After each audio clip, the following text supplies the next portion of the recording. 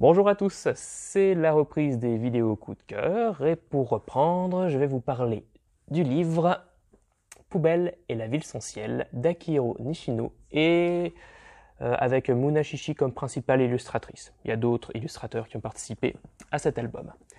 Alors, Poubelle et la ville sans ciel, ça nous raconte d'abord l'histoire d'une ville. Une ville très industrialisée qui est peuplée de plein de cheminées qui exhalent en permanence une fumée noire vers le ciel, tant et si bien que le ciel est toujours obstrué de nuages.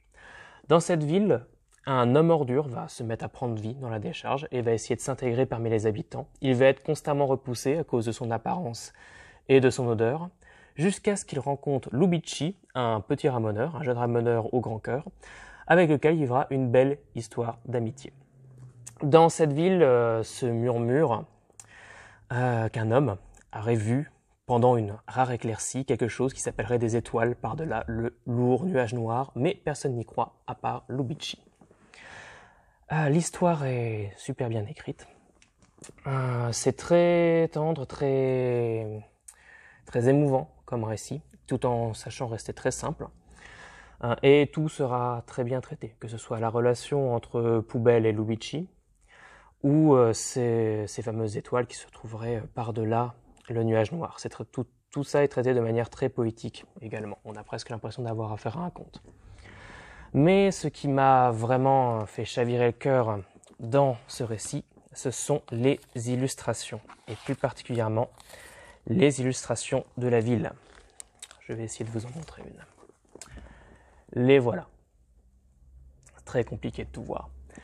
La ville est superbe. Elle est foisonnante, tortueuse, lumineuse. Elle brille dans cette ville dans la nuit perpétuelle à cause du ciel caché par les nuages noirs. Et d'un autre côté, cette chaleur lumineuse est à la fois rassurante comme un astre solaire, mais aussi rappelle tout le temps qu'il fait nuit en fait. Elle est foisonnante de vie. On voit plein de petits personnages qui vivent leur vie quotidienne dans cette ville. Elle est beaucoup d'architectures différentes s'y entremêlent. Elle est à la fois vivante, oppressante. Bref, on peut passer des heures à regarder ces superbes planches et on y découvrira toujours quelque chose, que ce soit des panneaux de signalisation, des restaurants, des boutiques, des lieux de vie, des personnes qui vivent tranquillement leur vie dans leur rue. Et chaque planche, puisqu'évidemment il n'y a pas que celle-ci, montre un aspect différent de la vie dans cette ville. Par exemple ici, sur les toits, où on va voir ces usines qui s'étendent à perte de vue, là où sur la planche précédente, on avait notamment plus une ruelle piétonne avec plus de vie. Voilà, on peut vraiment j'ai pu passer des heures à détailler du regard ces magnifiques illustrations qui servent le récit, puisque tout le récit se passe dans cette ville, donc c'est vraiment complémentaire au texte. Les personnages, à l'inverse, sont dessinés de manière très ronde, très mignonne, beaucoup plus simple en fait, ce qui apporte une bouffée d'air frais assez bienvenue dans cet univers qui, sinon par le dessin, n'aurait été que oppressant et tortueux et complexe.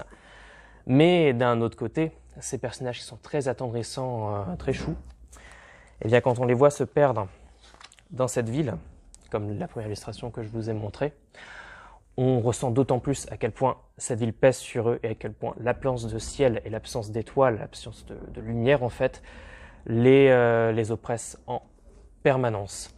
En cela, le dessin, qui raconte une histoire en même temps que le texte, est parfaitement complémentaire et c'est une expérience extraordinaire de suivre cet album. C'est un album qui n'est plus édité pour l'instant et qui, d'après ce que j'ai pu voir, est assez difficile à trouver d'occasion. Donc c'est l'occasion de venir l'emprunter à la médiathèque. Si vous voulez expérimenter, faire l'expérience de Poubelle et la ville sans ciel, n'hésitez pas à venir le lire ou l'emprunter. C'est un livre... alors le texte est assez simple, mais il est long. Donc en lecture, la fois où je l'ai lu à des CM2 par exemple, ça a été assez extraordinaire comme lecture. Mais il faut tenir la cadence, quoi. C'est pas une petite histoire du soir. Donc je pense que ça vous saurez vous adapter. Voilà, c'était la reprise des vidéos coup de cœur, j'espère qu'elle vous a plu, et moi je vous dis à la prochaine. Bonjour à tous,